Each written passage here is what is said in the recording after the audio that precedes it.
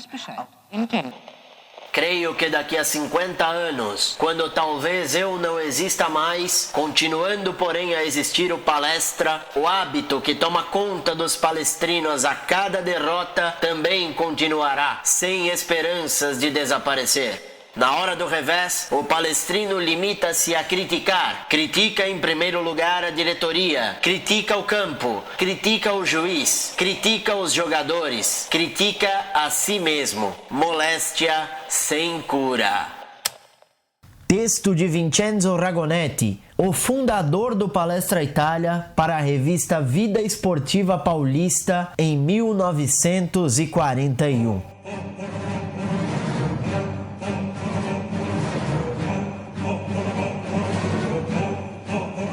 Queridos amigos e amigas, palestrinos e palestrinas, estamos de volta e como é difícil gravar podcast depois de uma derrota tão amarga pro Internacional no Beira-Rio. Hoje tenho comigo Dr. Digones. Como é que vai, Digones? Vai nada bem, né, Silveira? Não vai nada bem. E para extravasar essa raiva que todo palestrino tá sentindo, temos uma participação explosiva no podcast de hoje. Omar! Como vai, Omar? Fora, cornetas! Vou explodir todo mundo, inclusive alguns lugares. Bacana, chegando. O Omar, pra quem não sabe, obviamente vocês não sabem, mas ele participou do episódio passado e foi cabaço o suficiente pra esquecer de gravar o próprio áudio. Coisa linda. O microfone explodiu. E temos mais uma estreia no Porcodio. O sommelier de Kinder Ovo, direto de Matão, Luiz Paulo. Luizinho, o nosso LP. Tudo bem, LP? Tudo tranquilo. Não tão tranquilo, mas tentando ficar tranquilo. Eu posso falar pro pessoal o que é sommelier de Kinder Ovo ou agora não? Tá muito cedo. Melhor deixar uma boa impressão por enquanto, né? Depois a gente degrada a imagem. Ô, Digones, mas conta pra mim, cara. O que aconteceu com o Tufão? O Tufão é aquele torcedor modinha, né, cara? Que só aparece quando o time ganha, quando tá tudo uma felicidade. Eu não sei se ele foi lá pro jogo do Inter. Falaram que ele bateu palma lá. Você não ficou sabendo disso aí, Silveira? Mas teve alguma coisa digna de aplauso naquele jogo bizarro, velho? Fiquei sabendo que ele aplaudiu o Lucas Lima quando o Lucas Lima foi substituído, cara. O bicho é fã de carteirinha mesmo, né? Puta que eu pariu. É, bicho, esse é o nosso Tufão. Não tá aqui com a gente hoje. Tá triste, deve tá chorando com um pote de Nutella assistindo Bridget Jones. Falemos então sobre essa derrota pro Internacional, né? Uma atuação aquém daquilo que a gente tem visto do nosso primeiro time. Foi tudo muito estranho, né? Como a gente tava comentando algumas partes lá no grupo, tava com muita cara do jogo do Palmeiras e do Boca do ano passado, cara. O time completamente apático ofensivamente. Não sei, a postura do time tava muito diferente do que a gente tá acostumado esse ano e ano passado. Uma partida horrorosa do nosso time, cara. Horrorosa. Eu acho que o Palmeiras jogou com a regra debaixo do braço, sabe? Jogando com o placar a favor e esse tipo de coisa acaba às vezes prejudicando, né? Só se defendendo, uma hora isso não dá certo. Pois é, meu avô tinha uma frase interessante pra isso que é: não pode dar sorte pro azar. E o Internacional acabou aprontando pra cima da gente. Você viu o mesmo jogo que a gente, LP? O Palmeiras foi mal mesmo? Cara, eu tenho reparado há um bom tempo que o mata-mata pro Palmeiras tem sido um divisor de águas, né? Não só por causa das derrotas, mas eu acredito que o Palmeiras, né, pegando aí na ideia do Digones aí, ele vem num estilo de jogo totalmente diferente, né? Se você pegar aqui o empate, ele pode vencer o jogo e ter um empate, ele tem a maior parte da proporção do resultado positivo para ele. Só que o Palmeiras, assim, diferentemente do que eu vi o Grêmio jogar contra o Bahia, o Grêmio foi dono do jogo. Era o time de maior qualidade e se impôs, não importa onde estava jogando. E o Palmeiras tem feito péssimos jogos, assim, de ida principalmente, né? Tem que se soltar um pouco mais, jogar um pouco mais natural fora de casa. Embora o estilo de jogo do Filipão seja mais esse, mas se não tá dando certo, eu acredito que dá uma hora de mudar. Mudar, repensar o que tá dando errado, mas longe de ser terra arrasada, né? Eu ouvi gente falando que queria o Thiago Nunes no lugar do Felipão, umas coisas assim beirando a bizarrice já. até a hora do gol do Inter, o Palmeiras não tinha chutado no gol, cara. O que me deixa mais fudido da vida é que logo depois do gol, o Palmeiras começou a sair com 5, 6 por ataque, começar a aproximar do Daverson, ir pra cima. Porra, cara, por que não fizeram isso antes, velho? Esperaram levar o gol pra acordar. Opa, agora vamos começar a jogar um pouco. Eu não sei se vocês concordam comigo, mas eu acho que o Palmeiras, ele atualmente, ele é um time pra ponto corrido, porque você perde aqui, empata aqui, você consegue recuperar lá na frente. Parece que o time não tem essa dimensão do que é um mata-mata, que você tem que ganhar ali e agora, em cada dividida, aquela questão que o pessoal fala de comer a grama, sabe? É estranho, né? Porque o time entra comendo grama no ponto corrido. Mas será que talvez a segurança de que se empatar no ponto corrido é mais positivo do que negativo? Essa segurança não deixe o time, mesmo se empatar, tá tudo bem. E aí chega no mata-mata, dá uma pipocada. Não faz sentido nenhum, cara. Os caras não sabem que se ficar 33 jogos sem perder na Copa do Brasil é campeão? Ficar 33 jogos sem perder na Libertadores é campeão? Vai mudar o estilo de jogo pra quê, velho? Pra que vai, agora tô ganhando aqui, vou ficar aqui atrás de boa. Não, tô jogando na casa do adversário, não vou atacar. Porra, não faz sentido, cara. Não faz sentido nenhum, velho.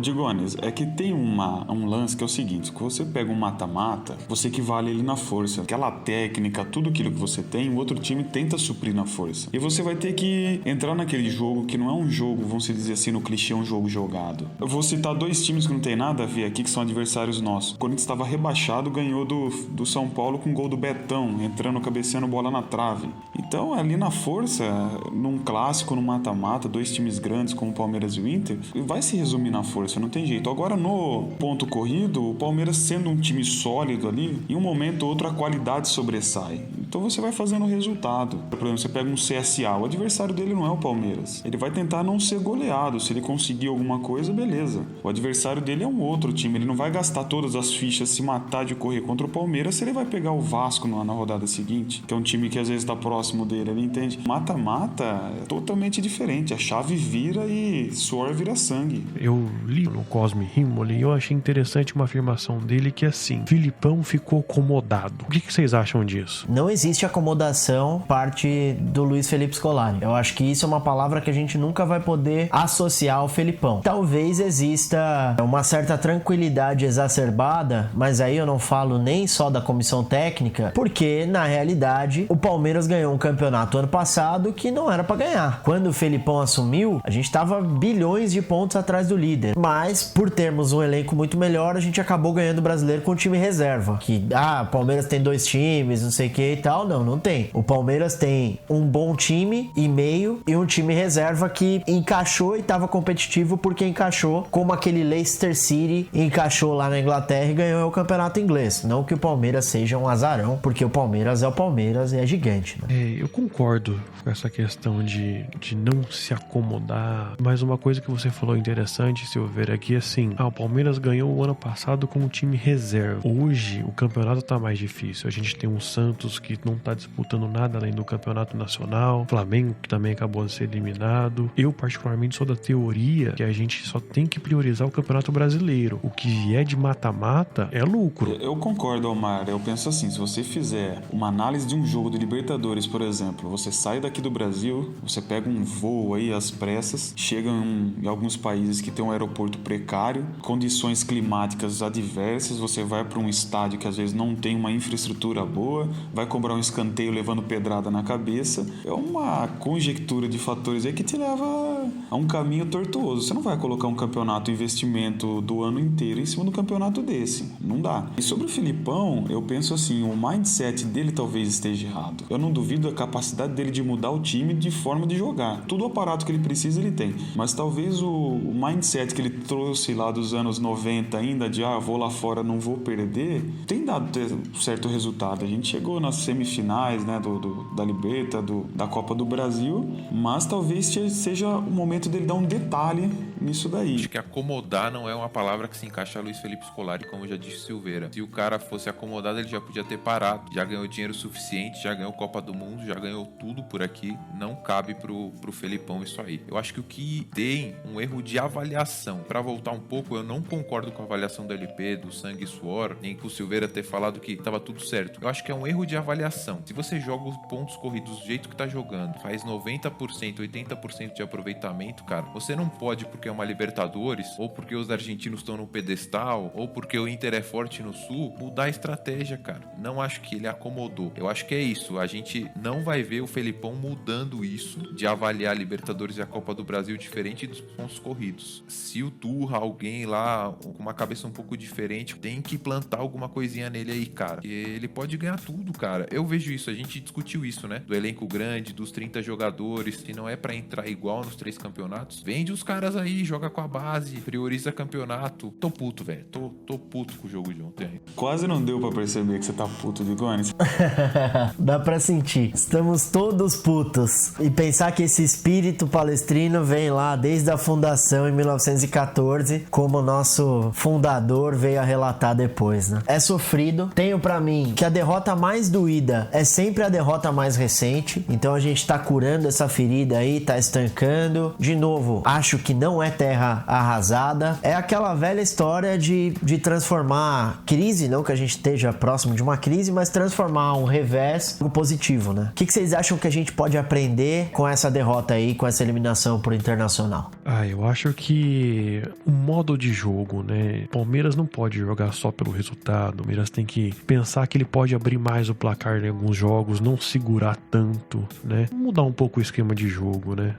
Eu penso dessa forma. Eu acho que fora a postura, aquela coisa de aproximar no contra-ataque, de sair com um pouco mais de jogador, de não achar que fora de casa eu vou ficar aqui no 0x0 e vou resolver no Allianz. Falta um pouco de agressividade nesses jogos aí fora. Então, assim, acho que fica a lição de novo pro Felipão lembrar do Boca, lembrar do Cruzeiro. A gente foi engolido nos jogos. Tem que sair um pouco pro jogo, cara. Tem que jogar, porque a gente sabe jogar, cara. Eu não tô nem criticando o estilo defensivo do Felipão, porque eu acho brilhante você ter uma defesa consistente e poder jogar no lançamento, ter um goleiro que é perfeito no lançamento, ter laterais que são perfeitos pra lançar, um volante que lança muito bem, vira o jogo muito bem. Tem que realmente utilizar isso. Só que você não pode pôr um cara que nem o Lucas Lima, que não acompanha a velocidade pra atacar e pra defender, que o Dudu não vai lá encostar, que o Zé Rafael não vai encostar no Daverson. Então acho que é isso, é o Palmeiras saber que pode jogar, e que a gente já viu jogar muito assim, que já viu ir lá e meter 2 e se fechar e os caras não conseguirem chutar no gol, e aí sai de novo, perde gol, como foi em casa.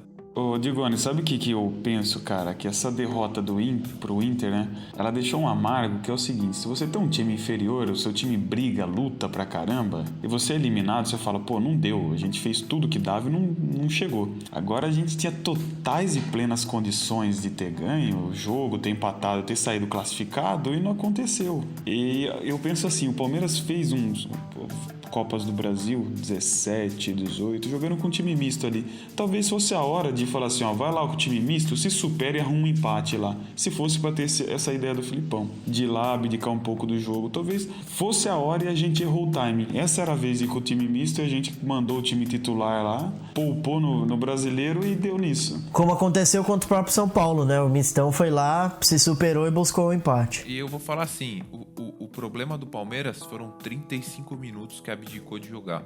O segundo tempo foi igual, cara. O segundo tempo já foi um time mais equilibrado, que deu um pouco mais de espaço, aproximou um pouco mais, teve um pouco mais de encontro aí de meio campo com o sistema defensivo e ofensivo. Me irritou muito o primeiro tempo, cara. Muito demais a postura. A realidade é que se o Palmeiras não tivesse levado o gol no finalzinho do primeiro tempo, o Internacional ia vir pro abafa. Eles são chorões, né? Essa é uma realidade, é um fato. E aí eles iam esbarrar no próprio psicológico deles. Então isso também é uma lástima. Se o Palmeiras tivesse tido um pouquinho mais de postura, tivesse apertado um pouquinho mais, o Internacional ia se embaralhar com o próprio psicológico deles, cara. Não deixa de ser. Porque um mata-mata ali, as coisas vão se resolver. Uma hora ou outra você parte por tudo ou nada e não tem o que fazer mais, né? Você tá eliminado, perdido por um monte, né? Mas eu ainda fiquei encafifado com isso. Talvez se fosse um time misto ali, seria mais fácil a gente igualar na força o jogo do que colocar um time que é muito melhor, assim, ou um time mais preparado para tentar segurar o jogo e talvez fazer só o que ele não...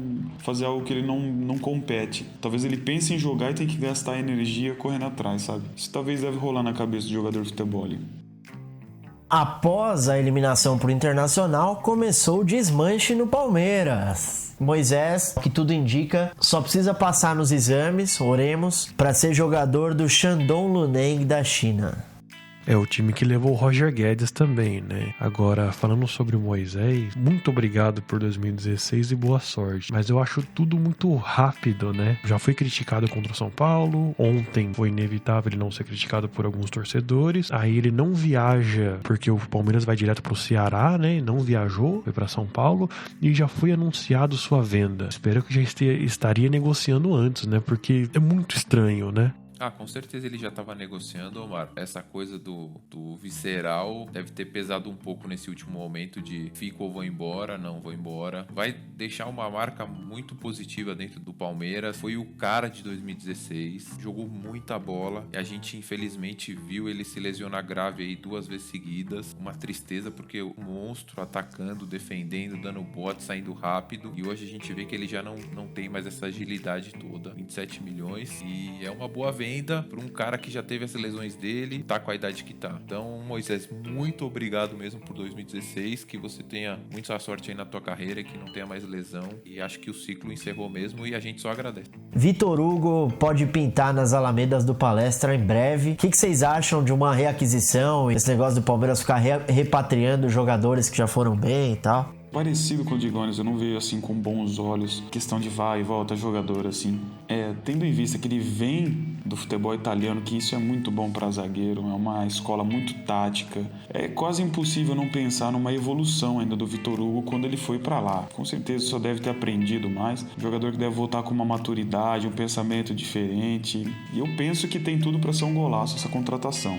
Fora também nessa questão de repatriação, não sou plenamente a favor, mas tomara aí, como o LP falou, que ele tenha aprendido alguma coisa lá na querida Viola, a Fiorentina. Se voltar, que volte melhor, mas que a diretoria não esqueça que a gente precisa de um 9, porque tá foda! Cadê o Enilton? Será que o Enilton tá jogando ainda? Aquele que ficava só impedido? Cadê o Diego? O Diego tava... Há pouco a gente tava conversando aí sobre o Balotelli. Ele falou que não encaixaria no Palmeiras, rapaz. O Tufão falou que o Balotelli não encaixaria no Palmeiras. Não encaixa no Palmeiras. Cara, você tem o Davidson jogando ali, você não encaixa o do Balotelli, que não vai dar jogo, rapaz. Eu falo pra ele. Vocês lembram que o Balotelli foi uma promessa de campanha do Pescarmona contra o Paulo Nobre, se não me falha a memória, 2014, 2013. Bom, eu traria qualquer um desses centroavantes velhos com um pouco mais de técnica, cara. Fred, Ricardo Oliveira, qualquer coisa, cara. Posso até estar pecando aí de falar o nome desse pastor, mas qualquer cara com um pouco mais de técnica, que a gente tá sofrendo com esse centroavante, cara. Eu acho que vem o Fred por aí, talvez pro ano que vem. Fred tá infeliz lá no Cruzeiro, vem pra cá, vem ser feliz aqui, vai dar tudo certo. Mas eu acho que seria bacana o Palmeiras pegar um 9 desses que vem de camisa, sabe? Eu ficaria feliz, de repente, um Zlatan, já pensou? Cadê o Ibra, Du? Cadê o Ibra? Você não tem notícias do Ibra hoje, Du? Lagazzi, pelo amor de Deus. Pô, Lagazzi, cadê o Ibra? O Lagazzi é fã do Ibra, eu também sou. Mas acho que seria legal. O Palmeiras é um time muito contido. Caberia chegar um medalhão desses hoje pra uma posição chave. Acho que seria bem entrosado no elenco aí. Acho que o nosso elenco é um elenco bastante receptivo, né? Eu comecei bem, parece que o podcast, mas acho que eu não vou terminar bem, eu não vou aguentar até o final. Tem um nome que eu penso que no Palmeiras seria... Não precisa ir muito longe, o cara ia matar a pau, mas, né, o passado dele pode condenar. O Jô. Primeiro episódio, o cara falou Corinthians e pediu ex-jogador Gambá aqui no nosso palestra. Tá difícil, hein? Ídolo do Curica, Ídolo né? do Curica, tirador de sarro do palestra. Não dá não. Ele e o Paulo César de Oliveira são um dos grandes ídolos do Curica.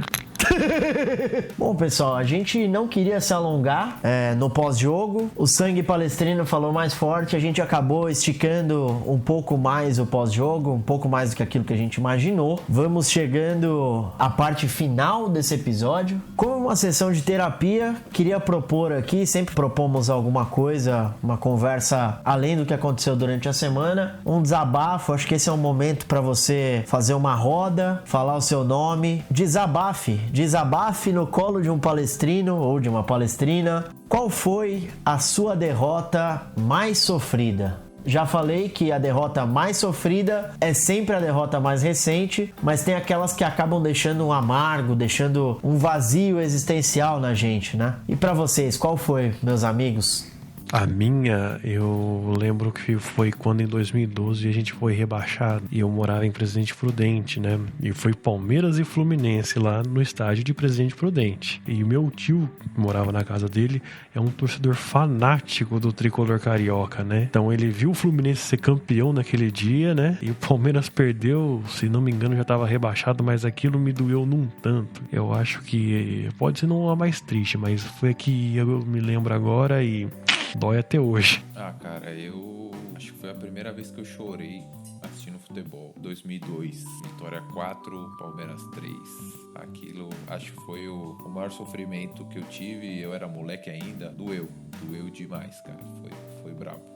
Coisa que eu acredito que foi o último rebaixamento. Rapaz, como que aquilo foi doloroso, viu? Foi um misto de sabe, de que no mesmo ano que você ganhou um título ser rebaixado, putz, a vida, sabe? Foi uma coisa pesada, viu? Não soube lidar bem com aquele momento ali, não. Tanto porque a conjectura que o time estava indo não era aquela coisa assim, daquela gangorra do futebol. Você via que ali era pra virar uma portuguesa. A coisa estava muito feia mesmo. O que tinha de sentimento no torcedor tinha de dívida e incerteza no clube. E vou falar que eu não gosto do Nenê até hoje por conta daquele rebaixamento de 2002, cara.